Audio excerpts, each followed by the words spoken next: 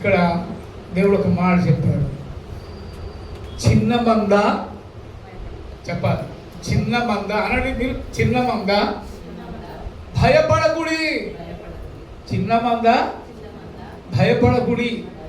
దేవుడు చెప్పాడు ఈ మాట. మనము చిన్న మందగా ఉన్నప్పుడు మనం ఎప్పుడు చిన్నగానే ఉన్నామా? పుట్టినప్పుడు నుంచే చిన్నగానే ఉన్నామా? ఏమయ్యాం?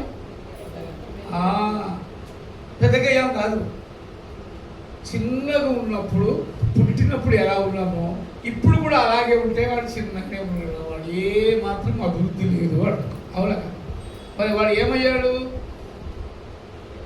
చెప్పాలి? పెరిగాడు. అవునా? ఎలా పెరిగాడు?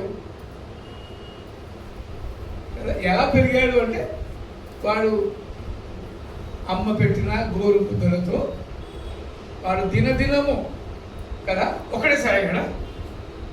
ఎలా అయ్యాడు? దినదినము అమ్మ పెట్టిన గోరు ముద్దలతో, అమ్మ పెట్టిన ఆహారముతో అలా తింటూ తింటూ తింటూ ప్రతిదినం ఏమయ్యారు? పెరిగి పెరిగి పెరిగి పెద్దవాడయ్యాడు. అవునా కదా? హల్లెలూయా. అలాగే ఇప్పుడున్న చిన్న మంద రేపు పెరిగి పెరిగి పెద్ద మందగా అవుతున్నది. అవునా కదా? ఆమెన్. ఆమెన్ అన్న వారు గట్టిగా చెప్పాలి. ఆమెన్. నేటి చిన్న మందే రేపటి పెద్ద సంఘము. అవునా కదా? ఇప్పుడు చిన్న మంద, గొర్రెల మంద, కానీ రేపు పెరిగి పెద్ద సంఘముగా మారుతుంది. హల్లెలూయా. దేవునికి మహిమ కలుగును గాక. మరి ఈరోజు దేవుడు మనతో మాట్లాడుతున్నాడు. దేవుడు మాట్లాడుతున్నాడు. మాట్లాడువాడు దేవుడు. అవునా కదా? బాగా అర్థం చేసుకోవాలి నా మాటలు. నేను ఎందుకు రికార్డ్ చేస్తున్నానో తెలుసా? ఈ ప్రసంగము మనకే కాదు, ఎవరికి వినపడాలా? ఎవరికి వినపడాలా బాబు? ఎవరికి వినపడాలా ఈ ప్రసంగము? దేవుడి వాక్యం ఎవరికి వినపడాలా చెప్పాలి.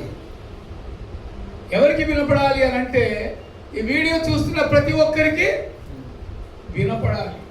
అవునా కదా? నేను ఇంట్లోనే కూర్చొని నేను వీడియోలు చేస్తుంటాను, అనగా వాక్యాలు చెప్తుంటాను. ఈ వాక్యాలు చెబుతున్నప్పుడు ఎవరు ఉండరు, ఒక్కడనే ఉంటారు. నాకు అలవాటు. ఎందుకంటే నేను నిజంగా చెప్పాలంటే నాకేం చర్చ లేదు, సంఘం లేదు. కాకపోతే ఒకటి ఏంటంటే నేను 4 గోడల మధ్యలో చెబుతున్న వాక్యము ప్రపంచ నలుమూలలోకి వెళ్ళాలని నా ఆశ. హల్లెలూయా. దేవుని వాక్యము ప్రపంచములోని నలుమూలలోకి వెళ్ళాలని ప్రతి ఒక్కరు కూడా యూట్యూబ్లలో దేవుని వాక్యాన్ని ఏం చేస్తున్నారు? వినిపింపచేస్తున్నారు. అవునా కదా?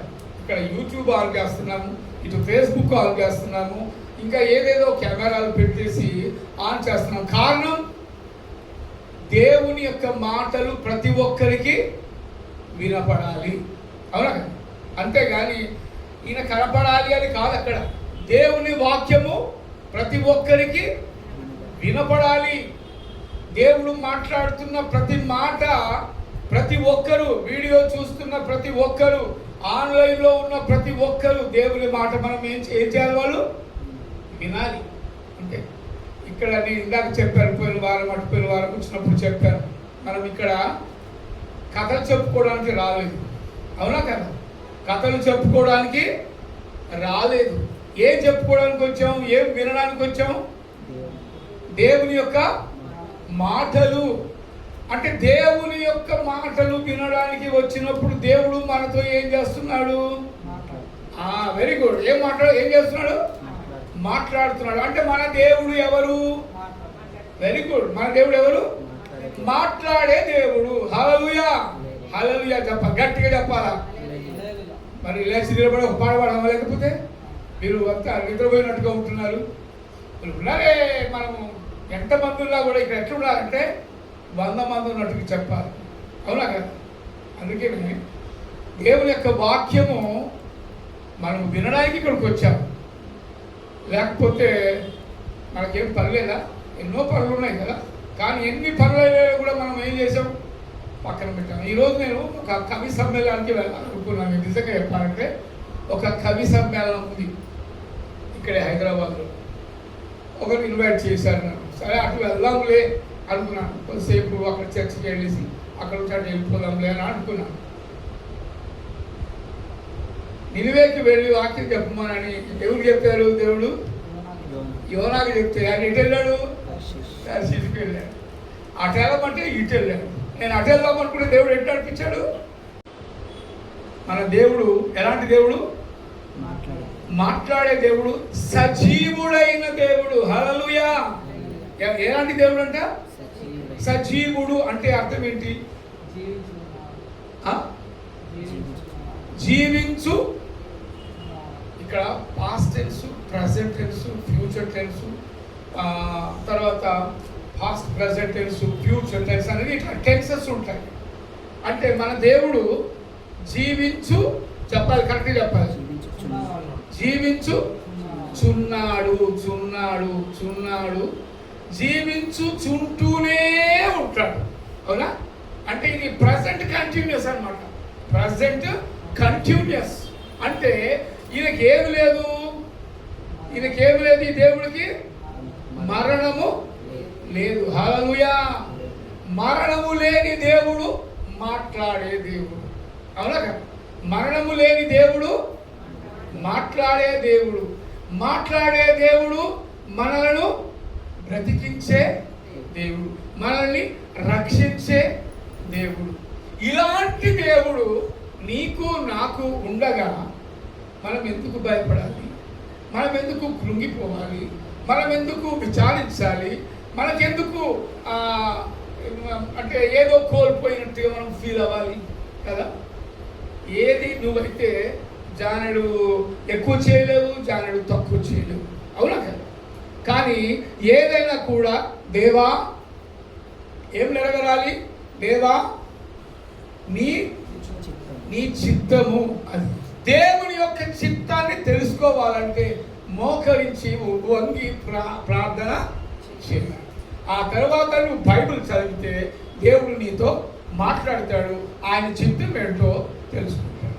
ఇప్పుడు నేను చెప్పాను కదా, ఆయన చిత్తం ఎలాంటిది. నేను ఎక్కడో వెళ్ళాలనుకున్నాను, కానీ దేవుడు ఇక్కడికి నడిపించాడు. అంటే కారణం ఏంటంటే మన పనులని పక్కన పెట్టి ముందు నువ్వు ఎవరిని స్తుతించాలా? దేవుణ్ణి స్తుతించాలా, దేవుణ్ణి ఆరాధించాలా. దేనిని కూడా దేవుని కంటే ఎక్కువగా ప్రేమించకూడదు. హల్లెలూయా. ఎందుకంటే మన భార్యను కానీ మన పిల్లలను కానీ ఎవరిని కూడా ఈ లోకంలో ఎవరి తర్వాత ప్రేమించాలా?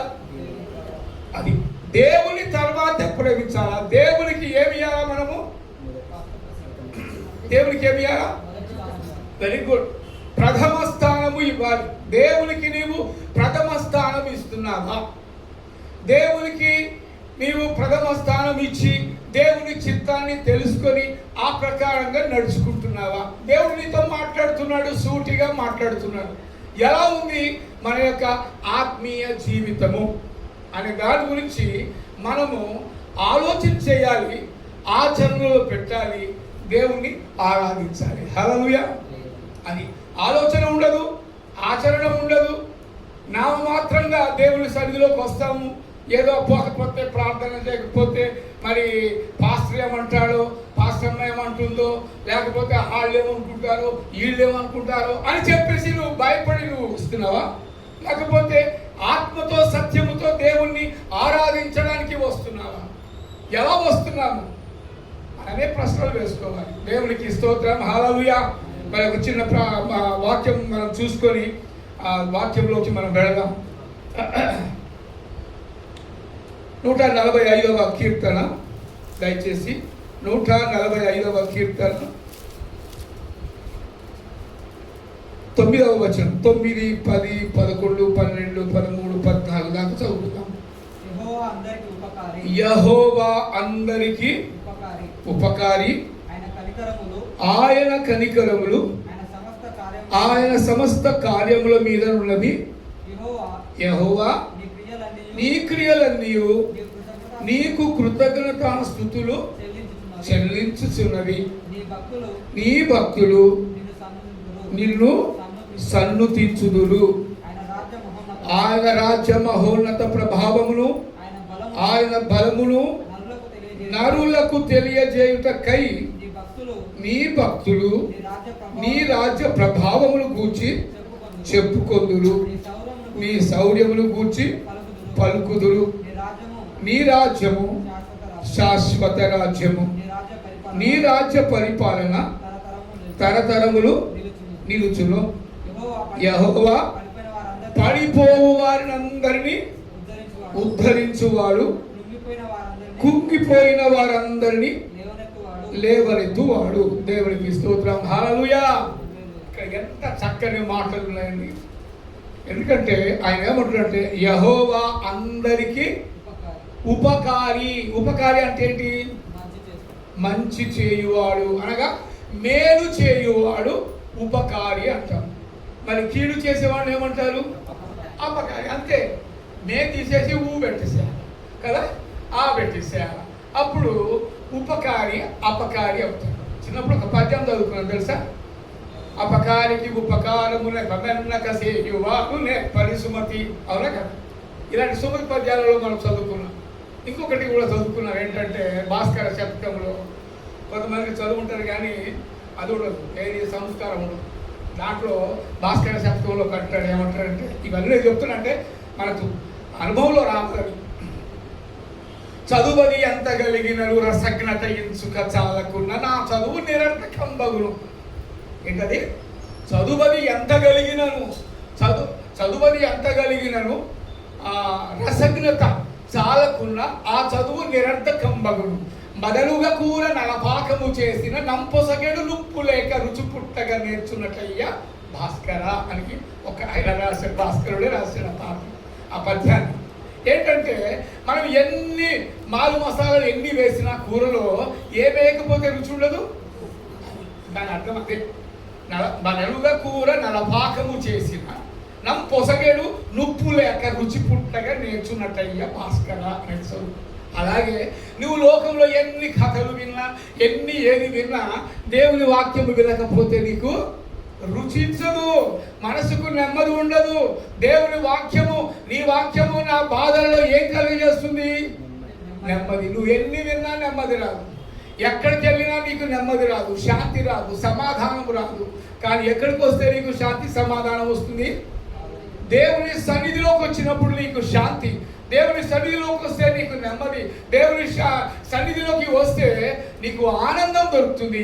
దేవుని సన్నిధిలోకి నువ్వు వస్తే ఆరోగ్యం కూడా దొరుకుతుంది. హల్లెలూయా.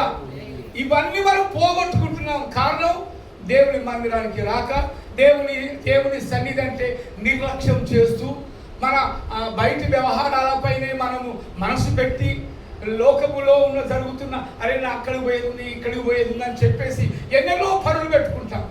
అవన్నీ పెట్టుకోవడం ద్వారా నువ్వేం పోగొట్టుకుంటున్నావు?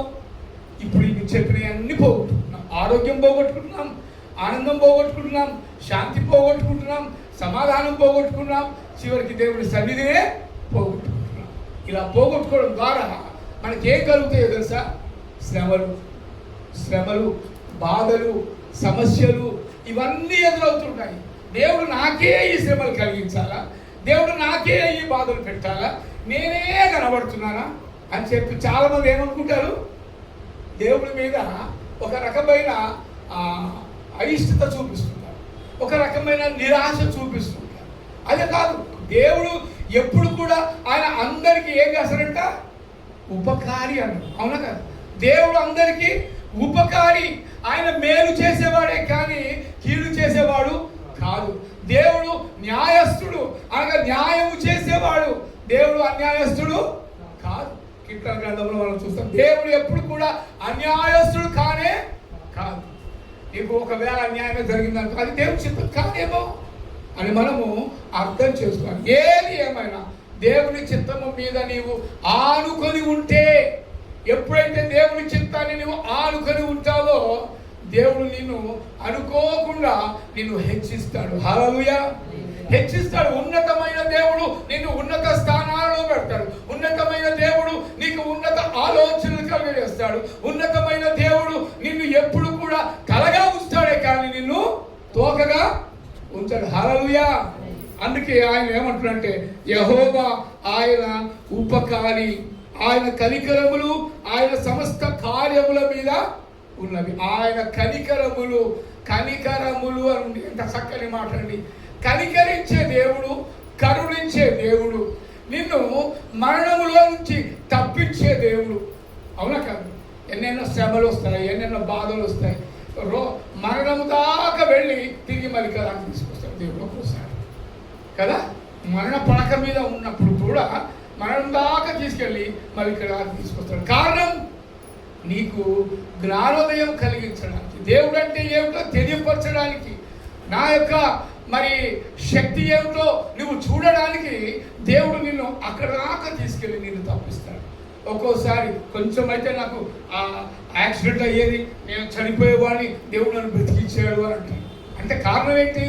నిన్ను తప్పించువాడు, నిన్ను రక్షించువాడు, తన చేతుల మీద ఎత్తి పట్టుకుని వాడు ఆయనే. హల్లెలూయా. అందుకే దేవుడు ఎవరంటే ఇప్పుడు ఆయన ఉపకారి, అందరికీ ఉపకారము చేసేవాడు కదా. ఉపకారం అనగా మేలు చేసేవాడు. అలాంటి దేవుడు నీకు ఉండగా కృంగనేలా కదా. ఏం కృంగాల్సిన అవసరం లేదు, బాధపడాల్సిన అవసరం లేదు. ఇంకొక మాట మనం చూసుకుందాం. ఇక్కడ ఏమంటున్నాడంటే నీ భక్తులు 12వ వచనంలో, నీ భక్తులు నీ రాజ్య ప్రభావములు గూర్చి చెప్పుకొందురు, నీ శౌర్యములు గూర్చి పలుకుదురు. 13వ వచనం, నీ రాజ్యము శాశ్వత రాజ్యము. హల్లెలూయా. శాశ్వత రాజ్యములో ఎవరుంటారు? ఆ శాశ్వత రాజ్యానికి అధిపతి ఎవరుంటారు? శాశ్వత రాజ్యానికి అధిపతి దేవుడే. అవునా కదా? దేవుడు అంటే శాశ్వత రాజ్యములో మరి ఆ దేవుడు మరి అక్కడ ఉన్నాడంటే ఆయన ఎవరు? ఆయన కూడా శాశ్వతుడైన దేవుడు. హల్లెలూయా. అవునా కదా? శాశ్వతుడైన దేవుడు శాశ్వత రాజ్యములో ఉండి నిన్ను ఏం చేస్తున్నాడు? విమోచిస్తూ ఉన్నాడు. హల్లెలూయా. నిన్ను విమోచిస్తున్నాడు. ఎందుకు?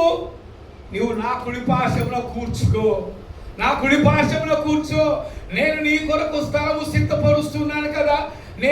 నేనుండు స్థలములో నీవును ఉండులాగున నీ కొరకు నేను స్థలం సిద్ధపరుస్తున్నాను. ఈ రాజ్యము శాశ్వత రాజ్యము, ఈ రాజ్యము పునాదులు లేని పట్టణము, ఈ రాజ్యము పరలోక రాజ్యము, ఈ రాజ్యము అది నిత్యము నిలుసు రాజ్యము. అలాంటి రాజ్యములో నేను నిన్ను నిలబెడుతున్నాను అన్నాడు. ఏమంటున్నాడు? నేను నిన్ను నా రాజ్యములోకి నిన్ను రమ్మని పిలుస్తూ ఉన్నాను. మన భారతదేశానికి ఒకటి ఉందండి, ఆ ప్రకారంగానే ప్రభుత్వాలు నడుస్తున్నాయి. ఒక బుక్ ఉంది, ఆ బుక్ పేరేంటి చెప్పాలి? Very good. ఏంటది? గట్టిగా చెప్పాలా, పెద్దగా చెప్పాలా, మొత్తం పేరు చెప్పాలి? Very good. ఇండియన్ కాన్స్టిట్యూషన్ అంటే భారత రాజ్యాంగము. భారత రాజ్యాంగము ప్రకారంగా ఏం నడుచుకోవాలా? ఆలోచన చేయాలి. భారత రాజ్యాంగం ప్రకారంగా ఏమి నడుచుకోవాలా, ఎలా నడిపించబడాలా? కొన్నిసార్లు ఇదేంటిది బైబిల్ ఇంగ్లీష్లో అంటారు, కానీ ఒట్టి బైబిల్ కాదు, అది హోలీ బైబిల్. మొత్తం పేరు చెప్పాలి. హోలీ బైబిల్ అనాలి ఇది. ఇందులో ఉన్న ప్రతి మాట కూడా పరిశుద్ధమైన మాటలు. దేవుడు మాట్లాడిన మాటలు ఇందులో పొందుపరచబడ్డాయి. కాబట్టి భారతదేశానికి ఒక రాజ్యాంగం ఉంది, అది భారత రాజ్యాంగం. అలాగే ప్రపంచానికి ఒక రాజ్యాంగం ఉంది, ఇదే హోలీ బైబిల్ కాన్స్టిట్యూషన్. హల్లెలూయా, హల్లెలూయా. అందుకే మనము బైబిల్ని చదవాలి. దేవుని యొక్క రాజ్యాంగం ఇది పరలోక రాజ్యాంగం. ఇది ఏం రాజ్యాంగం? ఇది పరలోక రాజ్యాంగం. నీవు పరలోకములో నీవు పౌరస్థితి కావాలంటే, పరలోకములో నీవు ప్రవేశించాలి అంటే నీవు మనిషిగా బ్రతికి ఉన్నప్పుడే ఈ యొక్క రాజ్యాంగాన్ని చదవాలి. హల్లెలూయా, హల్లెలూయా. ఇది పరలోక రాజ్యాంగము. ఇది Holi Bible. This is a world constitution. This world constitution is the Bible. ఈ బైబిల్ మించిన బైబిల్ ఇంకొకటి లేదు. బైబిల్ మించిన బుక్ ఇంకా వేరేదేమీ లేదు. ఎందుకంటే ఇందులో ఉన్న ప్రతి మాట దేవుడు మాట్లాడిన మాట. ఇది మనిషికి ఉపకారము చేసే మాట కాబట్టి ఇలాంటి మాటలు ఈ బైబిల్లో ఉన్నాయి. కాబట్టి ఇది ప్రపంచ రాజ్యాంగము. హల్లెలూయా. ఇది ప్రపంచ రాజ్యాంగం యొక్క బుక్ అని అంటాం మనం. Book. This book is the world constitution. కాబట్టి ఈ వరల్డ్ కాన్స్టిట్యూషన్ చదివిన వాడు భారత రాజ్యాంగాన్ని చదివినట్టే. భారత రాజ్యాంగాన్ని చదివినట్టే. అంటే యేసు ప్రభు ధర్మశాస్త్రాన్ని ఎక్కడ కొట్టేశాడు? సిలువలో కొట్టేశాడు. మరి కొట్టేసి ఒకటే ఒక మాట చెప్పాడు. ఏం చెప్పాడు? నిన్ను వలే చెప్పాలి. ఇవన్నీ బాగా జ్ఞాపకం చేసుకోవాలి. నిన్ను వలే నీ పొరుగు వారిని నువ్వు ఎప్పుడైతే ప్రేమిస్తావో ఈ రాజ్యాంగము నువ్వు అమలు చేసినట్లే. ఈ రాజ్యాంగాన్ని నీవు దీన్ని పాటిస్తున్నట్టే. పఠిస్తే పాటిస్తావు. అవునా కదా? ఏం చేస్తే చెప్పాలమ్మా? ఈ రాజ్యాంగాన్ని పఠిస్తే అనండి. పఠిస్తే పాటించినట్టే. అవునా కదా? సో నువ్వు పఠిస్తలేవు అంటే నీకేం తెలియదు? పాటించడం తెలియదు. ప్రభు మాటలు తెలియదు. నువ్వు పరలోక రాజ్యంలోకి కూడా ప్రవేశించలేవు. కారణం ఏంటంటే ఈ ప్రపంచ రాజ్యాంగము బైబిల్ రాజ్యాంగం. ఈ బైబిల్ చదివిన వాడు పరలోక రాజ్యాన్ని సంపాదించుకుంటాడు. భారత రాజ్యాంగము చదివిన వాడు మరి భారత పౌరుడు. నేను ఒప్పుకుంటాను. భారత రాజ్యాంగాన్ని మించింది ఈ దేశంలో అయితే ఏది లేదు. ఈ దేశంలో అయితే ఏది. ఎందుకంటే భారత రాజ్యాంగం మనకు నేర్చుకోవాలి. ప్రతి ఒక్కరు కూడా నేర్చుకోవాలి, చదవాలి. ఎందుకంటే దాంట్లో ఎన్నో ఆర్టికల్స్ ఉన్నాయి. ఆ ఆర్టికల్ ప్రకారంగా మనం నడుచుకోవాలి. దీంట్లో 17వ ఆర్టికల్ నుండి 25 ఆర్టికల్ వరకు మనము ముఖ్యంగా చదివితే ప్రతివానికి కూడా మత స్వాతంత్రపు హక్కు ఉంది. అవునా కదా? మత స్వాతంత్రపు హక్కు. నా ఇష్టం, నా దేవుణ్ణి నేను నమ్ముకుంటాను. ఇది ఆత్మకు సంబంధించింది. అవునా కదా? ఆత్మకు సంబంధించినప్పుడు నీ ఇష్టం ఉన్న దేవుణ్ణి నువ్వు నమ్ముకోవచ్చు. నువ్వు వాక్ స్వాతంత్రం ఉంది, మత స్వాతంత్రం ఉంది, భాషా స్వాతంత్రం ఉంది. నువ్వు ఏ భాష అయినా మాట్లాడు. నీ భావ ప్రకటన కూడా చెప్పవచ్చు. భావ ప్రకటన కూడా చెప్పవచ్చు. అలాంటప్పుడు మనము ఈ యొక్క ప్రపంచ రాజ్యాంగాన్ని మనం అనుదినము చదివితే నిన్ను వల్ల నీ పొరుగు వారిని ప్రేమించిన వాడు అవుతావు. దేవుని రాజ్యములో నీవు ఆయన కుడి పార్శ్వములో కూర్చున్న వాడు అవుతావు. హల్లెలూయా. అయితే ఇక్కడ ఏమంటుండంటే ఇంకొక మాట మనం చూద్దాము. నీ రాజ్యము శాశ్వత రాజ్యము, నీ రాజ్య పరిపాలన తరతరములు ఉండును. హల్లెలూయా. తరతరములు ఉండును అనగా ఎన్ని తరాలు? ఇప్పుడు ఆదాము నుంచి చూసుకున్నట్లయితే ఎన్నో వేల లక్షల తరాలు జరిగిపోయింది. అయినా కూడా దేవుని మాట ఒక్కటి కూడా పోలేదు. అది ఇప్పటికీ కూడా నెరవేరుతూనే ఉన్నాయి. ఓ సూర్యుడా, నువ్వు గిబియోనులో నిలువు అని అన్నాడు. సూర్యుడు గిబియోనులో నిలబడ్డాడు ఒక రోజు. అందుకే 365 రోజులు ఉంటాయి. 365 పావు రోజులు ఉంటాయి లీపు సంవత్సరం వచ్చినప్పుడు. ఇవన్నీ మీరు గమనించారు ఎప్పుడైనా? దేవుని వాక్యము తూచ తప్పకుండా నెరవేరుతుంది. దేవుని వాక్యము ఆనాడు దేవుడు ఏది చెప్పాడో సూర్యుడికి, ఆ సూర్యుడు అదే నిర్వర్తిస్తున్నాడు పనిని. భూమిని నిర్వర్తిస్తున్నాడు. ఏంటి? భూమి తన చుట్టూ తాను తిరుగుతుంది. రోజులు, కాలాలు ఇవన్నీ జరుగుతున్నాయి. ఇలా చేయమని ఎవరు చెప్పారు? దేవుడు చెప్పాడు. నువ్వు చెప్పాలా? నేను చెప్పలా. అసలు మనం కూడా పుట్టలేదు. అవి సృష్టించబడినప్పుడు. అందుకే మనం ఏం చేయాలంటే సృష్టిని సృష్టించిన వారిని మాత్రమే మనము పూజించాలా, ఆరాధించాలా, స్తుతించాలా, ఘనపరచాలా. అలాంటి దేవుడు తరతరములు ఉండును. ఆయన రాజ్యము ఎలా ఉంటుందంట? తరతరములు ఉండును. మరి అలాంటి తరతరములు ఉన్న ఆ యొక్క శాశ్వతుడైన మరి ఆ దేవుడు ఆయన రాజ్యములోకి నీవు ప్రవేశించాలంటే నీవు బ్రతికి ఉన్నప్పుడే బ్రతికి ఉన్నప్పుడే ఏం తెలుసుకోవాలా? నిజమైన దేవుడిని తెలుసుకోవాలి. అంటే ఏం లేదు ఇక్కడ. నిజమైన దేవుడు, who is the true God అని అనుకోవాలి, తెలుసుకోవాలి. తెలుసుకొని ఆ ట్రూ గాడ్ని మనము ఫాలో అవ్వాలి. అంతేకాని కొంతమంది ఏమంటారంటే దేవుడు యేసు ప్రభు అని మనం అంటే అందరూ ఏమంటారు తెలుసా? ఇది ఫారిన్ దేవుడు అంటారు. అవునా కదా? ఏం దేవుడు అంటారు? ఫారిన్. జస్ట్ అనుకున్నాం మనం, ఫారిన్ అనుకున్నాం. నేను ఒకటి చెప్తా వినండి. బట్టలు ఉతకడానికి ఏం వాడతామని మనం? రిన్ సబ్బు వాడతాం కదా. అవునా కదా? అంటే ఏం చెప్తుంది ఆ రిన్ సబ్బు? తెల్లగా చేస్తుంది బట్టలు. అవునా కదా? తలతల ప్రపంచానికి ఒక్కడే దేవుడు, అది తెలుసుకోవాలి. అంతేగాని ఫారిన్ దేవుడు అన్నప్పుడు నువ్వు నిజంగా ఫారిన్ దేవుడే అని అంటున్నావు, ఓకే అనుకుందాం కలిసి. మరి ఫారిన్ ఏమి ముట్టుకోకు కదా. ఫారిన్ వస్తువులు వాడకు. నీకు ఫోన్లు కావాలా, నీకు ప్యాంట్లు కావాలా, నీకు కార్లు కావాలా, నీకు బైకులు కావాలా, నీకు మైకులు కావాలా? ఇవన్నీ నీకెందుకు మరి? కాబట్టి అనగుడు.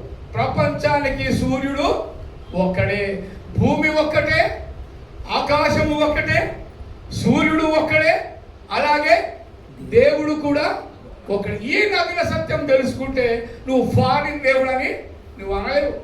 ఎందుకంటే ఫారిన్ దేవుడు అన్నవాడు మూర్ఖుడే.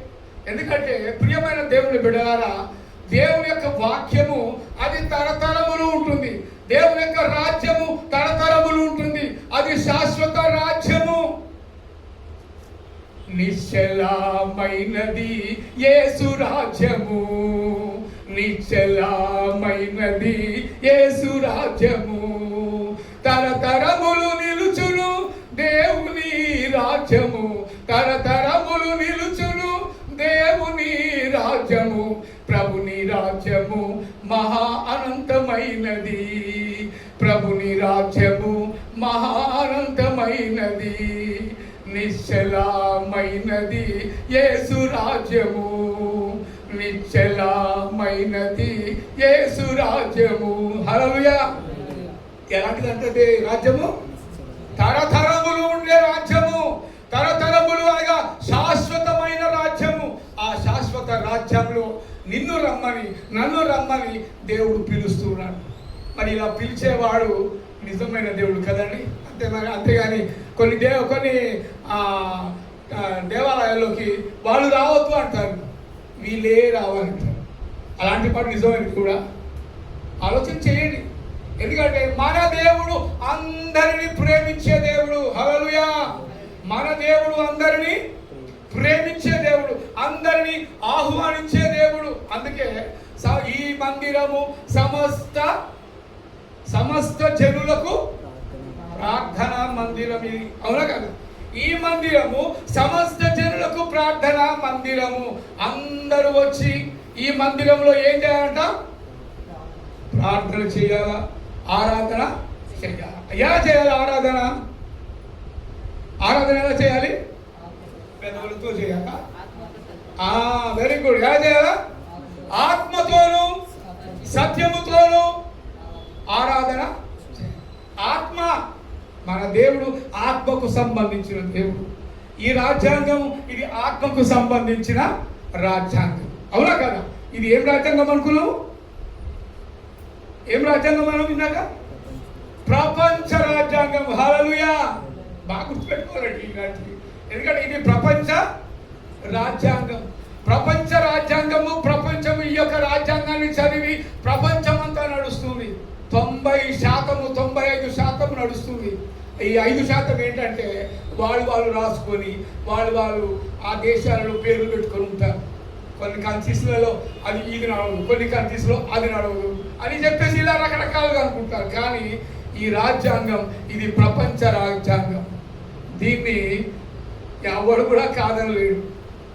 ఎందుకంటే మనసున్నవాడు, న్యాయవంతుడు, మంచిని ప్రేమించువాడు ఎవరు కూడా దీన్ని కాదనలేరు. అందుకే నా రాజ్యము శాశ్వత రాజ్యము, అది తరతరములు నిలుచును. తరతరములు నిలిచే రాజ్యాంగంలో మరి మనం ప్రవేశించాలంటే మరి దేవుడు నిన్ను నన్ను ప్రేమిస్తూ ఉన్నాడన్న నగ్న సత్యాన్ని మనం తెలుసుకోవాలి.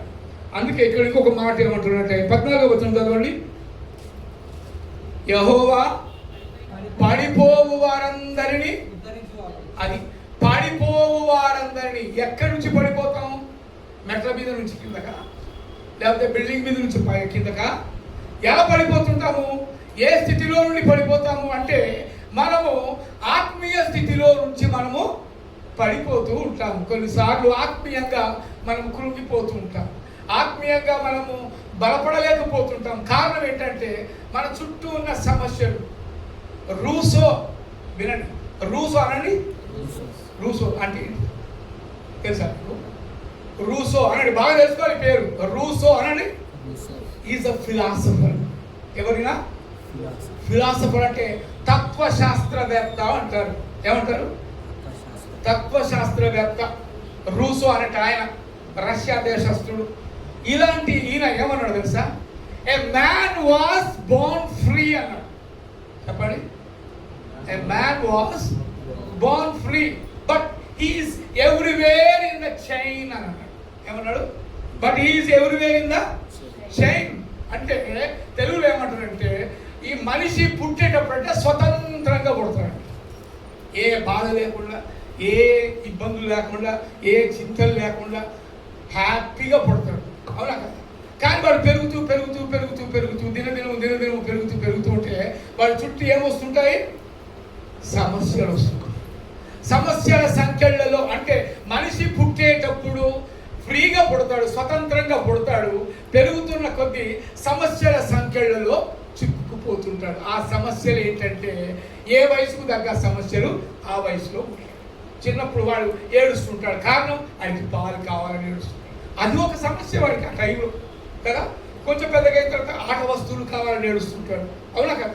అలా అలా ప్రతి ఏజ్లో ఒక్కొక్క సమస్యలు ఎదురవుతూ ఉంటాయి. ఆ సమస్యల సంఖ్యలలో వాడు చిక్కుకొని ఉంటాడు. కాబట్టి వాడు పుట్టేటప్పుడు ఎంత స్వతంత్రంగా పుడతాడు, చచ్చేటప్పుడు అంత సమస్యలతో కూడా చనిపోతుంటారు. కొంతమంది నెమ్మది లేకుండా చనిపోతారు. ఎన్నెన్నో రకాల సమస్యలు ఉంటాయి. ఇక చెప్పాలంటే చాలా ఉంటుంది. అయితే ఇక్కడ ఏముంటున్నాడు తెలుసా? ఇక్కడ మరి యెహోవా పడిపోవు వారందరినీ ఉద్ధరించి వాడు పడిపోతుంటాడు. ఆత్మీయ స్థితిలో నుంచి మనము పడిపోతుంటాం. సమస్యల సంఖ్యలలో మనం ఇరుక్కుపోతుంటాం కాబట్టి మనం పడిపోతూ ఉంటాం. అందుకే ఆ పడిపోకుండా ఉండాలి అనంటే నీవు ప్రభు అయిన యేసును స్తుతించాలి, ఆయన జ్ఞాపకం చేసుకోవాలి. అనుదినము నీవు జీవాహారము భుజించాలి. ఏం చేయాలా? జీవాహారమును భుజించాలి. అనగా ఈ యొక్క పరిశుద్ధ గ్రంథాన్ని నేను భుజించి తిని అనాలి. ఏమనాలి? నేను పరిశుద్ధ గ్రంథాన్ని భుజించి తిని అంటే ఏంటి? ఏం ఆహారం ఇది? ఇదేం ఆహారము? జీవాహారము. దేనికి బలం ఇస్తుంది?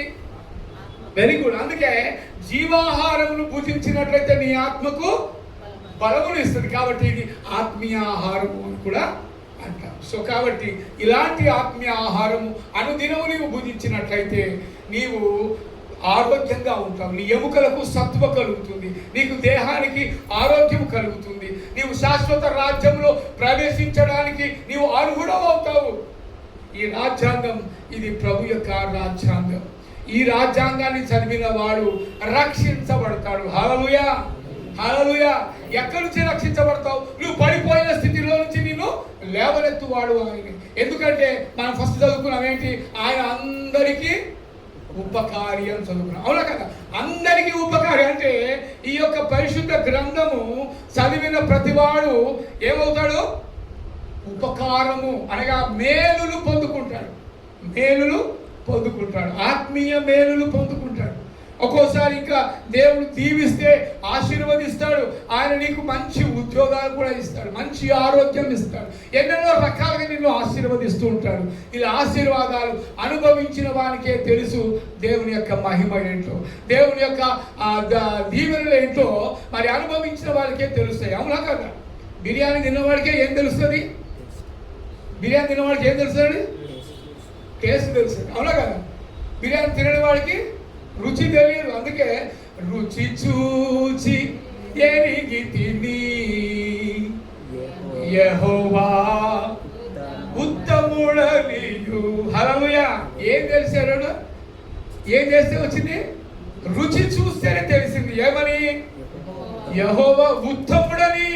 యెహోవా అనగా దేవుడు ఉత్తముడని, ఆయన ఉన్నతమైన వాడని, ఆయన పరిశుద్ధుడని, ఆయన నీతిమంతుడని, ఆయన న్యాయవంతుడని, ఆయన యథార్థవంతుడని నేను అనుభవిస్తేనే నాకు తెలిసిందయ్యా. నేను ఆయనలోకి వచ్చినప్పుడే నాకు తెలిసిందయ్యా. ఆయన ఎప్పుడైతే రక్షించబడ్డానో ఆయన ఏంటో నాకు తెలిసిందయ్యా. అంతకుముందు నాకు తెలియదయ్యా అంటారు. అవునా కదా? ఈ ప్రపంచాన్ని 2 భాగాలుగా చేసింది ప్రపంచ చరిత్రను కదా. ప్రపంచ చరిత్రను యేసు ప్రభు పుట్టగానే ప్రపంచ చరిత్ర ఏమైంది? 2 భాగాలైంది. అవునా? క్రీస్తు పూర్వం, క్రీస్తు శకం. మరి ఆ క్రీస్తు పుట్టిన సమయంలోకి వేరే వాళ్ళు ఎవరు పుట్టలేదా? ఆలోచన చేద్దాం మనం. క్రీస్తు పుట్టిన సమయంలో అనగా యేసు పుట్టిన సమయంలో ఇంకా ఎంతో మంది మహామహులు పుట్టవచ్చు. కానీ ఈయన పేరే ఎందుకు అందులో ప్రస్తావించబడింది అనగా ఆయన నీతిమంతుడు, ఆయన పరిశుద్ధుడు, ఆయన దేవుని కుమారుడు గనుక ఆయన పేరు అక్కడ ప్రస్తావించబడింది. కాబట్టి ఈ చరిత్ర 2 భాగాలుగా మారింది. ఈ నగ్న సత్యాన్ని తెలుసుకోవాలి ప్రతి ఒక్కరు. అందుకే ఇది బైబిల్ ప్రపంచ రాజ్యాంగం అని అంటున్నాం మనం. ఎందుకంటే ప్రపంచంలో ఉన్న చరిత్రను 2 భాగాలుగా చేసింది యేసు ప్రభు మాత్రమే, ఇంకా ఎవరు కూడా చేయలేదు. అలాగే యేసు ప్రభు నీ జీవితాన్ని, నా జీవితాన్ని, మన జీవితాన్ని కూడా 2 భాగాలుగా చేశాడు. హల్లెలూయా, హల్లెలూయా, గట్టిగా చెప్పాలి హల్లెలూయా. ఎలా చేశాడు 2 భాగాలు మన జీవిత చరిత్రను? నేను యేసు ప్రభులోకి రాక మునుపు కదా, నేను యేసు ప్రభువుని తెలుసుకోక మునుపు అప్పుడు నా జీవితము అన్య జీవితము. నాకు తెలియని వాటిని నేను పూజించాను, నేను తెలియని వాటిని అనుసరించాను, నాకు సత్యాన్ని తెలుసుకోలేకపోయాను. కానీ ఎప్పుడైతే యేసు ప్రభు నా జీవితంలోకి వచ్చాడో అప్పటి నుండి నా జీవితం ఏమైపోయింది? మారిపోయింది. హల్లెలూయా. జీవితాలను మార్చే దేవుడు, జీవితాలను మార్చే గ్రంథము ఇది. ఏ గ్రంథము? పరిశుద్ధ గ్రంథము, ప్రపంచ రాజ్యాంగము. హల్లెలూయా. ఇది ప్రపంచ రాజ్యాంగం, జీవితాలను మార్చే గ్రంథం ఇది. కొంతమంది తెలియక రకరకాలుగా బైబిల్ను దూషిస్తూ ఉంటారు. తెలియకనే అన్నాం మనం. ఎందుకంటే తెలిసిన వాడు ఎవడు కూడా అనడు. ఈ బైబిల్లో ఉన్న ప్రతి మాట దేవుని మాట. ఇది శాశ్వతమైన దేవుడు మరి మాట్లాడిన ప్రతి మాట దీంట్లో పొందుపరచబడి ఉంది. అందుకే యెహోవా అందరికీ ఉపకారి, యెహోవా అందరినీ రక్షించువాడు, యెహోవా అందరినీ ప్రేమించువాడు. యెహోవా దేవుడు అందరినీ, నిన్ను నన్ను ప్రేమిస్తాడు. ఆయన ప్రతినిధే యేసు ప్రభువుగా ఆయన ఈ లోకానికి వచ్చాడు. అందుకే చరిత్ర 2 భాగాలుగా మారినట్టుగా మనం చూస్తున్నాం. కాబట్టి ప్రియమైన దేవుని బిడ్డలారా ఆలోచన చేద్దాం. ఆయన రాజ్యం ఎలా ఉంటుందంట? శాశ్వత రాజ్యము. ఆయన రాజ్యం ఎలా ఉంటుందంట? తరతరములు ఉండును. ఆయన రాజ్యము, ఆయన ఆ రాజ్యానికి పునాదులు కూడా ఉండవు. ఎందుకంటే పునాదులు లేని పట్టణము అది పరిశుద్ధమైన పట్టణము. ఆ పునాదులు లేని పట్టణానికి మరి ఒక ఆయన విశ్వాసంతో ఎదురు చూశాడు. ఎవరైనా? పునాదులు లేని పట్టణాన్ని ఆయన ఎదురు చూచాడు. చెప్పాలి. Very good. ఎవరు? అబ్రహాము పునాదులు లేని పట్టణాన్ని, ఆ శాశ్వత రాజ్యాన్ని ఆయన ఎదురు చూచాడు. దేనితో ఎదురు చూచాడు? Very good. ఏంటది? విశ్వాసముతో చూచాడు. కాబట్టి అబ్రహాము విశ్వాసులకు ఏమయ్యాడు? తండ్రి అయ్యాడు. అవునా కదా? అబ్రహాము విశ్వాసులకు తండ్రి అయ్యాడు. యేసు ప్రభు ఎవరికి ఏమయ్యాడు? మరి యేసు ప్రభు ఏమయ్యాడు? అందరికీ దేవుడు ఏమయ్యాడు? అందరికీ రక్షకుడు అయ్యాడు. అబ్రహాము తండ్రి అయ్యాడు విశ్వాసులకు. దేవుడైతే స్నేహితుడు అయ్యాడు. ఇంకా దేవుడు ఎవరు? ఇంకా స్నేహితుడు. ఎలాంటి స్నేహితుడు? ఎలాంటి స్నేహితుడు? వెరీ గుడ్, చెప్పారు. నిజ స్నేహితుడు. ఈ నిజ స్నేహితుడు ఎలాంటి స్నేహితుడు? ఇంకా చిరకాల స్నేహితుడు. హల్లెలూయా. ఎలాంటి స్నేహితుడు? చిరకాల స్నేహితుడు. కొంతమంది స్నేహితులు పైసలు ఉన్నంత వరకే ఉంటారు కదా. ఈ రోజుల్లో పైసలు ఎవరి దగ్గర ఉంటే వాళ్ళ దగ్గర పోతారు, స్నేహం చేస్తారు. పైసలు అయిపోయిన తర్వాత వాడు వేస్తున్న పోయి అంటాడు. మన దగ్గర తింటాడు, తాగుతాడు, మళ్ళీ వాడు వేస్తున్న పోయి అంటాడు. అంటే ఇప్పుడు ఉన్న స్నేహితులు ఎలాంటి వాళ్ళు అంటే నీ దగ్గర ఖర్చు పెట్టే వరకే ఉంటాడు, నువ్వు ఖర్చు పెట్టే వరకే ఉంటాడు, నీ దగ్గర డబ్బులు ఉన్న వరకే ఉంటాడు. కానీ ఈ స్నేహితుడు ఎలాంటి స్నేహితుడు? చిరకాల స్నేహితుడు, శాశ్వతమైన స్నేహితుడు. శాశ్వతమైన స్నేహితుడు శాశ్వత రాజ్యములో ఉంటాడు. ఆ రాజ్యము శాశ్వతమైన రాజ్యము. హల్లెలూయా. మరి అలాంటి దేవుడు నీకు నాకు ఉండగా ఎందుకు మనం భయపడాలా? ఎందుకు మనం ఇది అవ్వాలా? ఇప్పుడు నేను కొన్ని వీడియోలు చూశానండి. ఏంటంటే మన దేశంలో ఈ రెండు అన్య మతాలు అంటారు. క్రైస్తవాన్ని, ముస్లింని అన్య మతాలు అంటారు. కానీ ఇవి అన్య మతాలు కావు. ఇవి మనిషికి మేలు చేసే మార్గాలు. ఇవి మతాలు కావు. క్రైస్తవం అనేది, అవునా? ఏంటిది క్రైస్తవం అంటే? క్రైస్తవము అంటే ఏంటి? క్రైస్తవము అంటే ఏంటి? క్రైస్తవము అంటే ఇది ఒక యేసుక్రీస్తు ఏమన్నాడు? నేనే, చెప్పాలి ఇప్పుడు గట్టిగా, నేనే మార్గమా మతమా? మరి అది తెలుసుకోవాలి. అందుకే యేసుప్రభు ఏమన్నాడు? నేనే మార్గమును అన్నాడు. అంటే క్రైస్తవం ఏంటి? ఇప్పుడు మార్గము, అవునా కదా? క్రైస్తవం అంటే మార్గము, క్రీస్తు అంటేనే మార్గము. ఆ మార్గములో నేను ప్రయాణం చేయడానికి ఇష్టపడుతున్నాను కాబట్టి నా ఇష్టాన్ని కాదనడానికి నువ్వెవరు? ఇది ఆత్మీయ ప్రయాణం, ఇది ఆత్మీయ స్థితి. కాబట్టి ఈ ప్రపంచ రాజ్యాంగాన్ని చదివిన వాడు ఆత్మీయ మార్గములో నడుస్తాడు. అదే క్రీస్తు మార్గము, అదే క్రైస్తవ మార్గము. అంతేకాని ఇది మతము కాదు. ఇది ఏ కాదు ఇది. కానీ తెలియని వాళ్ళు ఏమంటారు? మతము అంటారు. అవునా కదా? వాళ్ళు తెలియని వాళ్ళే అనాలి, వాళ్ళని జ్ఞానము లేని వాళ్ళు అనాలి. ఇంకా ఎందుకంటే జ్ఞానం ఉన్నవాడు ఎవడు కూడా ఇది క్రైస్తవము మతము అని పిలవడు, జ్ఞానం లేని వాడిని పిలుస్తాడు. కాబట్టి జాగ్రత్త ప్రియమైన దేవుని బిడ్డలారా. మరి ఆయన కృంగిపోయిన వారిని అందరినీ కూడా ఇంకా ఏం చేస్తాడంట? లేవనెత్తుతాడు. హల్లెలూయా. అందుకే నీ ఆత్మలో నువ్వు ఎప్పుడు కూడా కృంగిపోవడానికి నీకు వీలు లే. ఏది వచ్చినా కూడా కొంతమంది ఎన్నో రకాలుగా కృంగిపోతారు కదా. ఉద్యోగం రాకపోతే ఏమవుతాడు? కృంగిపోతాడు. అవునా కదా? పరీక్షలో ఫెయిల్ అయితే ఏమవుతాడు? కృంగిపోతాడు. మంచి భార్య దొరకలేదు అనుకో ఏమవుతాడు? కృంగిపోతాడు. మంచి భర్త దొరకకపోతే కూడా కృంగిపోతాడు. తాగుబోతు భర్త దొరికిన అనుకో అప్పుడేమవుతారు? కృంగిపోతాడు. ప్రతి విషయంలో కృంగిపోవడం. ఎప్పుడైతే నువ్వు కృంగిపోతావో అప్పుడే నువ్వు నీ జీవితంలో వంగిపోతావు అంతే. అందుకనే కృంగి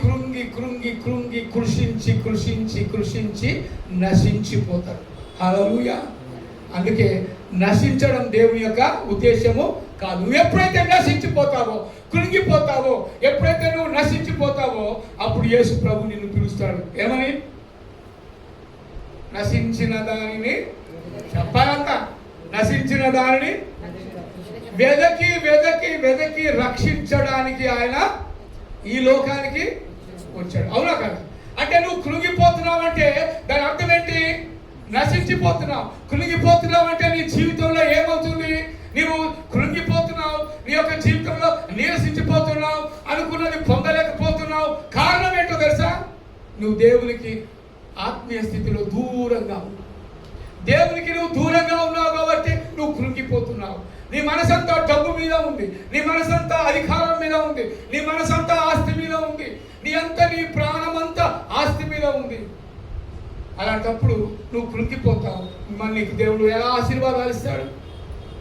ఆ యొక్క వాడభరణి పట్టణములో ఆయన కుడి పార్శ్వమున నీకు స్థానం ఎలా లభిస్తుంది? ఆలోచన చేయాలండి. ఏంటంటే దేవుని మాటలు అవి శాశ్వతమైన మాటలు. దేవుని రాజ్యము అది శాశ్వతమైన రాజ్యము. దేవుని రాజ్యములో నువ్వు ప్రవేశించాలంటే ఆ పరలోకంలో పౌరత్వము నీకు కావాలి. అవునా కదా? మన భారతదేశంలో పౌరత్వానికి ఒక గుర్తుంది. ఏంటది? Very good. ఏంటది? ఆధార్. అవునా కదా? కానీ మన ఆధార్ యేసయ్యే. హల్లెలూయా. మన ఆధార్ ఎవరు? యేసయ్యే. ఆధార్ యేసయ్య. ఆధారు పొందుకుంటేనే ఆధారిలో నువ్వు వెళ్తావు. హల్లెలూయా. అవునా కదా? ఆధారి వెళ్ళాలంటే నీవు యేసయ్యను నమ్ముకోవాలి, తెలుసుకోవాలి. ఎందుకంటే ఆయన రాజ్యము శాశ్వత రాజ్యము. ఆయన నిన్ను నన్ను ప్రేమించువాడు. అలాంటి ప్రేమించే దేవుడు, అలా శాశ్వతమైన ప్రేమతో నిన్ను ప్రేమించే దేవుడు మరొకరు లేడు కనుక మరి ఆయన అందరికీ ఉపకారి కావాలి మనకు. అంతేకాని వాళ్ళు రావద్దు, వీళ్ళు రావద్దు, మేమే రావాలి అని అనుకునే వాడు దేవుడు కాదు. ఎందుకంటే ప్రియమైన దేవుని బిడ్డలారా, దేవుడు అందరికీ సమానుడు. అవునా కదా? అందరికీ సమానుడు. దేవుడు కూడా అందరినీ సమానంగా చూచేవాడే నిజమైన దేవుడు. అలాంటి దేవుడిని మనం ఏం కలిగి ఉన్నాం? ఇప్పుడు మనం పొందుకొని ఉన్నాం. రక్షణ పొందుకున్న వాడే ఆయనను మనము అనుభవించే వాళ్ళం అవుతాం. అందుకే రుచి చూచి, ఇందాక తెలుస్తున్నాం కదా, రుచి చూచి ఎరిగి తిని. నువ్వు రుచి చూడకపోతే నీకేం తెలుసయ్యా?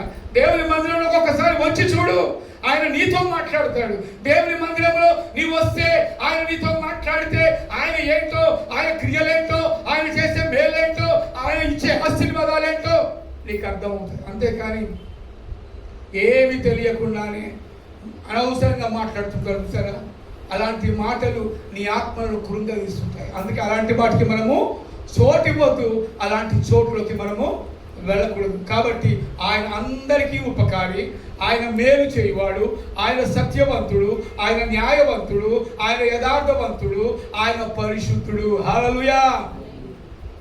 యోహాను సువార్త 3వ అధ్యాయం 16వ వచనం చదవండి ఎవరైనా. యోహాను సువార్త 3వ అధ్యాయం 36వ వచనంలో ఒక మాట ఉంటుంది, మనం జ్ఞాపకం చేసుకుందాం. దేవుడు లోకమును ఎంతో ప్రేమించాడు. ఇది మన అందరికీ కంఠవాక్యం కదా. ఇది నిజంగా చెప్పాలంటే కంఠవాక్యం వస్తుందా పాప? నీకు వస్తుంది. Very good. ఎందుకంటే వాక్యం రావాలి. దేవుడు లోకమును ఎంతో, ఈ ఎంతో అనే దాంట్లో ఏముంది? ఎంతో ఉంది. అవధులు లేవు, ఎల్లలు లేవు, కొలతలు లేవు. ఆ ప్రేమ శాశ్వతమైన ప్రేమ. హల్లెలూయా. అంటే ఎంతో ప్రేమించను. లోకము లోకము లోకము. అవునా కదా? లోకం అంటే ఏంటి? పోనీ దేశం అంటే ఏంటి? దేశం అంటే ఏంటి? మనది ఏ దేశం చెప్పాలి? గట్టిగా చెప్పాలి. మనది భారతదేశం. కొంతమంది ఏమంటారు తెలుసా? తెలుగుదేశం ఏమంటారు? తెలుగుదేశం అంటారు. కానీ తెలుగుదేశం కాదు మనది. ఏ దేశము? భారతదేశము. హల్లెలూయా. అందుకే భారతదేశానికి భారత రాజ్యాంగం ఉంది. అవునా కదా? తెలుగుదేశ రాజ్యాంగం కాదు మనది. భారత రాజ్యాంగం. భారత రాజ్యాంగాన్ని చదివిన వాడు భారత పౌరుడు అవుతాడు. అవునా కదా? అయితే మరి ఈ రాజ్యాంగము మనం చదివితే, దేవుని యొక్క మాటలు మనం వింటే మనకు ఆశీర్వాదకరం అవుతుంది. కాబట్టి ప్రియమైన దేవుని బిడ్డలారా, దేవుడు లోకమును ఎంతో ప్రేమించాడు. మరి భారతదేశం కదా. మరి ఒక కవి అన్నాడు, ఏమన్నాడు? దేశం అంటే, గట్టిగా చెప్పాలి, దేశం అంటే మట్టి కాదు, దేశం అంటే, వెరీ గుడ్, ఏంటది? దేశం అంటే మనుషులు. అవునా కదా? ఓయ్ అన్నాడు. ఎందుకంటే అది ఆంధ్ర భాష ఆ యొక్క విధానం. దేశం అంటే మట్టి కాదు, దేశం అంటే మనుషులు అని చెబుతున్నాడు కవి. అవునా? అలాగే దేవుడు లోకమును ఎంతో ప్రేమించను. లోకం అంటే చెప్పాలి ఇప్పుడు, ఇప్పుడు చెప్పిన మాట, లోకం అంటే మట్టి కాదు. అవునా కదా? లోకం అంటే మట్టి కాదు, లోకం అంటే మనుషులు. దేవుడు అంటే ఒట్టిది కాదు, దేవుడు అంటే మాట్లాడేవాడు. హల్లెలూయా. అవునా కదా? ఇవన్నీ తెలుసుకోవాలి. ఇలాంటివి దేవుడు అంటే మట్టి బొమ్మ కాదు, దేవుడు అంటే మాట్లాడేవాడు, దేవుడు అంటే సజీవుడు, దేవుడు అంటే శాశ్వతంగా ఉండేవాడు, దేవుడు అంటే సృష్టిని సృష్టించిన వాడు. ఇది దేవుడు అంటే. అర్థమైందా? హల్లెలూయా. అందుకే ఎక్కడ పోయినా కూడా దేవుని సువార్తను ప్రకటించే వాడిగా ఉండాలి. నీకన్నా సీనియర్లు ఉన్నారనుకోండి, సేవకులు, వాళ్ళ దగ్గర నువ్వేం చేయాలి? నేర్చుకోవాలి. నీకన్నా చిన్న వాళ్ళ దగ్గరికి నువ్వు వెళ్ళి ఏం చేయాలి? నేర్పించాలి. దేవుని వాక్యాన్ని నేర్పించాలి, నేర్చుకోవాలి, నేర్పించాలి. మనకంటే సీనియర్లు ఉన్నారు, పాస్టర్స్ ఉంటారు, వాళ్ళ దగ్గర మనం వాక్యాన్ని ఏం చేయాలి? నేర్చుకోవాలి. మనకంటే జూనియర్స్ చిన్న పిల్లలు ఉంటారు, వాళ్ళకి ఏం చేయాలి? మనం వాక్యాన్ని నేర్పించాలి. అంతే, నేర్చుకోవాలి, నేర్పించాలి, నేర్చుకోవాలి, నేర్పించాలి. ఇలా చేసినప్పుడే నీ భుజస్కంధాలపై ఏమున్నట్టు? నీ భుజస్కంధాలపై వెరీ గుడ్. ఏంటి? భారము. భారం. ఏ భారం ఇది? భారం అంటే 2 రకాల భారాలు ఉంటాయి. మళ్ళీ ఏ భారము? సువార్త భారము. హల్లెలూయా. అవునా కదా? సువార్త భారం ఉన్నవాడు సువార్తను చెప్పాలి, సువార్తను ప్రకటిస్తాడు. సువార్త భారం లేనివాడు ఏం చేస్తాడు? నాకెందుకు ఏదో 64 మాట ఇంటే చాలు అనుకోండి. అవునా కదా? మరి నీకు సువార్త భారం ఉందా? నీకు సువార్త భారం ఉందా? దేవుడు ప్రశ్నిస్తున్నాడు. నాకు సువార్త భారం ఉంది అని అనుకున్నప్పుడు నువ్వేం చేస్తావు తెలుసా? ఇతరులకు నీవు సువార్తను ప్రకటిస్తావు. సువార్త చెప్పండి. సువార్త. సు అంటే ఏంటి? Very good. ఏంటది? స్వాగతం అంటే ఏంటి? స్వాగతం అంటే ఇన్వైట్ చేయడం కదా. సుస్వాగతం అని అంటున్నాడు కదా. సుస్వాగతం అంటారు. మనము దేవుని మందిరంలోకి అందరిని ఏం చేయాలా? సుస్వాగతం చెప్పాలా? అవునా కదా? సుస్వాగతం చెప్పినప్పుడు ఈ మందిరంలో మరి ఏం నేర్చుకుంటాము? సువార్తను నేర్చుకుంటాం. హల్లెలూయా. అవునా కదా? సువార్తను మనం నేర్చుకుంటాము, దేవుని మాటలను నేర్చుకుంటాము, దేవుని మాటలను మనం వింటాము, పరిశుద్ధుడైన దేవుని యొక్క మాటలే మనము వింటాము. కాబట్టి ఈ సువార్త భారము నీ పైన నా పైన ఉన్నదా అని ప్రశ్న మనమే వేసుకోవాలి. ఎవరికైనా చెప్తున్నావా? కొంతమంది ఏమంటారు తెలుసా? అన్ని పనికిరాని ముచ్చట్లు పెడతారు. వాటిని ఏమంటారు? వాటిని పనికిరాని ముచ్చట్లు ఎక్కువైతే లేడీస్ మాట్లాడుతుంటారు. ఏమంటారు వాటిని? ఏమంటారు? పనికిరాని ముచ్చట్లు. అది అలాగే ఇది ఇలాగే అని చెప్పి ఏదో మాట్లాడుతున్నాడు. వాటిని ఏమంటారంటే ముసలమ్మ ముచ్చట్లు అంటారు. ఏమంటారు? చెప్పండి. నేర్చుకోవాలి కానీ పిల్లలు మీరు నేర్చుకోవాలి. ముసలమ్మ ముచ్చట్లు మనకు అవసరం లేదు. ఏ ముచ్చట్లు కావాలి మనకు? పరలోకపు ముచ్చట్లు, పరిశుద్ధుని ముచ్చట్లు, పవిత్రుని ముచ్చట్లు, ప్రపంచ రాజ్యాంగంలో రాయబడిన ఈ ప్రపంచ రాజ్యాంగపు ముచ్చట్లు, ఈ ప్రపంచ దేవుడు మాట్లాడిన మాటలు ఇందులో ఉన్నాయి. కాబట్టి ఈ వీటి గురించి మనం మాట్లాడాలి, వీటి గురించి మనము చెప్పాలి. నాకైతే ఇప్పుడు ఎలా అంటే ఎవరైనా బైక్ లిఫ్ట్ అడుగుతారు అనుకోండి, మీరు ఇస్తారా? లిఫ్ట్ ఎవరికైనా ఇస్తారా? మరి ఇచ్చినప్పుడు ఏం చేయాలి సభ్యులు? దేవుని వాక్యం ప్రకటించాలా? ఏ పేరు ఇది అనాలా? ఏ ఊరు అనాలా? ఏం పని చేస్తామని అడగాల? అడిగేసి సువార్త చెప్పాలి. అలా చెప్తే అదొక నీ భారం తగ్గిపోతుంది. ఈ రోజు నేను ఎవరికైనా సువార్తను ప్రకటించానా అని మనం ప్రశ్న వేసుకోవాలి. ఈ రోజు నేను ఎవరికైనా సువార్తను ప్రకటించానా? ముఖ్యంగా జెంట్స్ బైక్ నడుపుతారు కాబట్టి మీరు లిఫ్ట్ చేయండి. అందరికి లిఫ్ట్ ఇచ్చి ఆ మాట ఈ మాట మాట్లాడి మెల్లిగా ఏం చేయాలా? సువార్తను ప్రకటించాలి. ఇప్పుడు డైరెక్ట్ పోయి కరపత్రాలు ఇచ్చే పరిస్థితులు లేవు. అవునా కదా? ఎందుకంటే ఇదేమన్నారు? ఇందాక ఏముంది? ఏం దేవుడు అన్నారు అందరూ? ఫారిన్ అని అన్నారు. అవునా కదా? అవును. ఫారిన్ అంటే నీ పాపములను పోగొట్టే ఫారిన్ లాంటి రిన్ సబ్బు లాంటి వాక్యం ఇది. అందుకే దేవుని వాక్యము చాకలివాణి వంటి సబ్బు వంటి నీ వాక్యం అన్నారు. అవునా కదా? సామెతలు మనం చూస్తాం. వాక్యము, దేవుని వాక్యం ఎలాంటిదంట? చాకలివాణి సబ్బు వంటిది ఈ వాక్యము. ఈ వాక్యము చదివిన వాడి పాపములు పరిహరించబడతాయి, క్షమించబడతాయి. కాబట్టి ఇది ఫారిన్ దేవుడే. అయితే ఫారిన్ అనగా ప్రపంచానికి ఒక్క దేవుడు, ఆయనే యేసు ప్రభు. హల్లెలూయా, హల్లెలూయా. దేవునికి స్తోత్రం. మరి ఆయన అందరికీ ఉపకారి. ఆయన శాశ్వత రాజ్యము ఆయనది. ఆయన శాశ్వతంగా ఉండే దేవుడు. ఆయన సజీవుడైన దేవుడు. మరి ఇందాక అనుకున్నాం, లోకమును ప్రేమించాడు కాగా ఆయన తన అద్వితీయ చదవండి, చెప్పండి.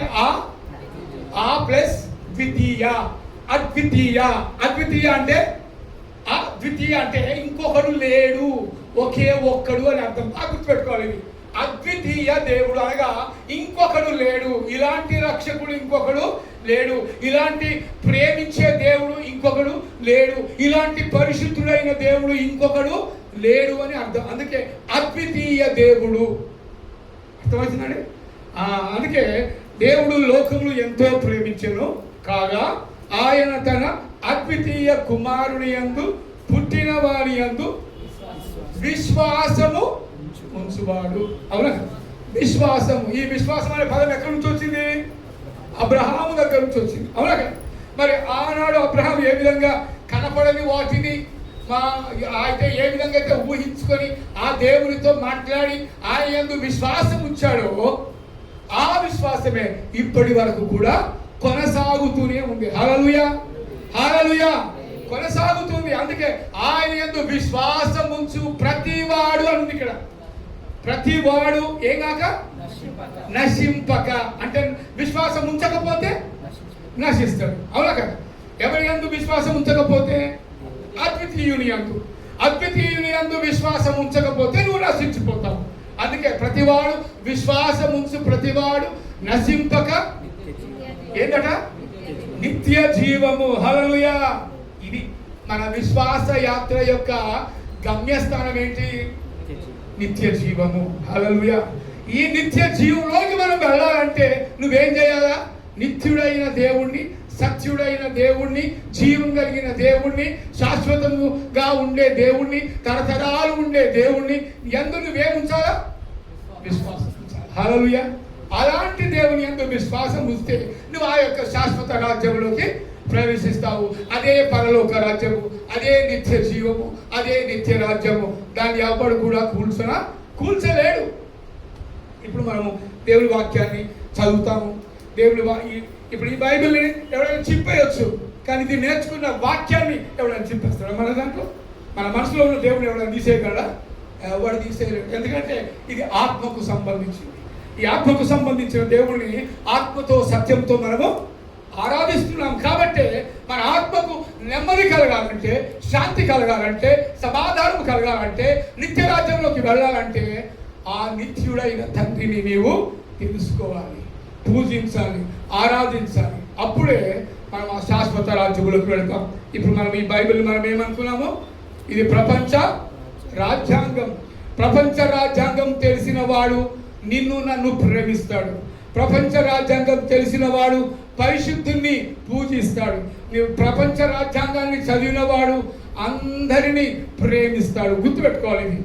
అందుకే ఇలాంటి రాజ్యాంగం ఇది ప్రపంచ రాజ్యాంగం. ఒకడు ఏమన్నాడంటే, బైబిల్ వాక్యం కూడా చెప్పండి, అలాగే రాజ్యాంగం గురించి కూడా చెప్పండి అన్నాడు. నిజమే, రాజ్యాంగం గురించి కూడా తెలుసుకోవాలి మనం. ఎందుకంటే ఎన్ని హక్కులు ఉన్నాయి మనకు, ఎన్ని అవి ఉన్నాయి. వాటి రాజ్యాంగం గురించి మనం తెలుసుకునే బాధ్యత ప్రతి భారత పౌరుడి మీద ఉంది. బైబిల్ ఎలా చదువుతున్నామో భారత రాజ్యాంగంలో చదవండి, బైబిల్ చర్చిలో చదవండి, ఇంట్లో కూడా చదవండి. భారత రాజ్యాంగం ఇంట్లోనే చదవండి, తెలుసుకోవాలి.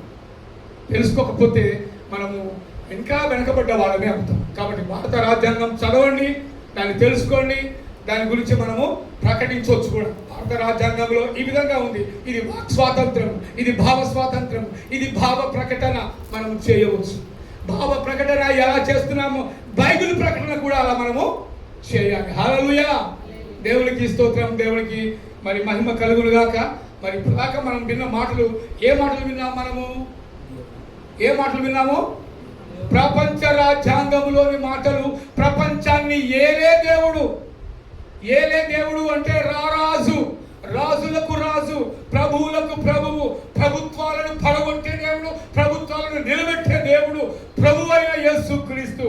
ఈ రాజ్యాంగం ఇది మనం చదివితే మనం శాశ్వత రాజ్యంలోకి వెళ్తాం. భారత రాజ్యాంగం చదివితే భారత రాజ్యాంగం భారతదేశంలో మనం జీవిస్తాం. ఎలా ఉండాలో, ఎలా జీవించాలో మనం తెలుసుకుంటాం. కానీ ప్రపంచ రాజ్యాంగం అనే బైబిల్ని మనం చదివితే పరలోక రాజ్యంలో మనం ప్రవేశిస్తాం. హల్లెలూయా. దేవుడు అట్టి కృపను మీ అందరికీ దయచేయును గాక. ప్రార్థన చేసుకుందాం, ఒక నిమిషం ప్రార్థన చేసుకుందాం. మహాగరుడా, మహోన్నతుడా, పరిశుద్ధుడా, ప్రేమగల తండ్రి, కృపా కనికరములు కలిగిన దేవా, నీ ఘనమైన శ్రేష్టమైన నామానికి వందనాలు చెల్లిస్తున్నాం. ఇప్పటి వరకు ప్రభువా, అద్వితీయ సత్య దేవుడవైన నిన్ను పూజించుట, ఆరాధించుట నాయన మరి మేము తెలుసుకున్నాం, రుచి చూచి తెలుసుకుంటున్నాం. మీరు ఉత్తముడని ప్రభువా, యెహోవా ఉత్తముడని మేము తెలుసుకుంటున్నాం. మీరు నిజమైన దేవుడని మేము తెలుసుకున్నాం ప్రభువా.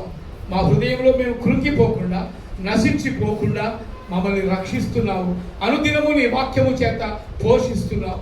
ఆత్మీయ ఆహారము మా ఆత్మకు జీవాహారంగా మారుతుంది తండ్రి. మరి నీ వాక్యాన్ని చదివి దాన్ని ఆకలింపు చేసుకొని, అర్థం చేసుకొని, ఆ ప్రకారంగా నడుచుకున్నటకు మా హృదయాలను తెరువమని ప్రార్థిస్తున్నాం తండ్రి. ఈ వాక్యము విన్న ప్రతి ఒక్క బిడ్డను ప్రభా నువ్వు ప్రేమిస్తున్నావు, ప్రభా రక్షిస్తున్నావు. అందును బట్టి కూడా వందనాలు చెల్లిస్తున్నాం. ఈ వాక్యము ఆన్లైన్ ద్వారా వింటున్న ప్రతి ఒక్క బిడ్డను కూడా ప్రభువా నీవు ప్రేమిస్తున్నావు తండ్రి. నాయన, మరి నువ్వు ప్రేమిస్తున్నావు అన్న సంగతి వారు తెలుసుకున్నట్లు నీ సహాయము, నీ జ్ఞానము వారికి దయచేయమని మేము ప్రార్థిస్తున్నాం. కృప వెంబడి కృపను మాకు అనుగ్రహించండి. శాశ్వత రాజ్యములో మేమందరము నీతో కలిసి ప్రభువా నాయన మేము సంతోషించుటకు, నాయన మా ఆత్మీయ జీవితాన్ని అభివృద్ధి పరచుమని మేము ప్రార్థిస్తున్నాం. ఈ దేశంలో ఉన్నప్పుడు ప్రభువా మరి భారత రాజ్యాంగాన్ని ప్రకారంగా జీవిస్తున్నాం. కానీ ఆత్మీయ జీవితంలో మరి ప్రపంచ రాజ్యాంగం నీ యొక్క పరిశుద్ధ గ్రంథం తండ్రి. ఆ పరిశుద్ధ గ్రంథాన్ని చదివి ప్రభువా మరి పరలోక రాజ్యంలో మేము పౌరులుగా ఉండుటకు, మా పౌర స్థితి నీ పరలోకంలో మాకు ఇస్తామని మేము నమ్ముతున్నాం తండ్రి. అలాంటి గొప్ప ధన్యత మరి ఇక్కడ ఉన్న ప్రతి బిడ్డలకు, అలాగే వాక్యము వింటున్న, ఆన్లైన్లో వింటున్న ప్రతి ఒక్క బిడ్డకు ఆయన దయచేయమని ప్రార్థిస్తున్నాం. కృప వెంబడి కృపను మాకు అనుగ్రహించమని అడుగుతూ యేసు క్రీస్తు అతి పరిశుద్ధ నామములో అడిగి ప్రార్థిస్తూ పొందుకొని ఉన్నాము తండ్రి. ఆమేన్, ఆమేన్, ఆమేన్. దేవునికి స్తోత్రం. మరి అందరం లేచి నిలబడదాం. మరి కానుకల కోసం మరి పాటలు పాడదాము. మరి దేవుడు మనకి ఇచ్చిన కొలది, శక్తి కొలది దేవుని పరిచర్య నిమిత్తమే మనం ఇస్తున్నాం. అది జ్ఞాపకం పెట్టుకోండి. అంతేగాని ఎవరో బ్రతకడానికి కాదు ఇది ఇచ్చేది. పరిచర్య కోసం ఎన్నో అవసరాలు ఉంటాయి కాబట్టి పరిచర్య కోసం మీరందరూ సపోర్ట్ చేయండి. దేవునికి స్తోత్రం. హల్లెలూయా. అయ్యా పాడండి, మరి పాడబాండి.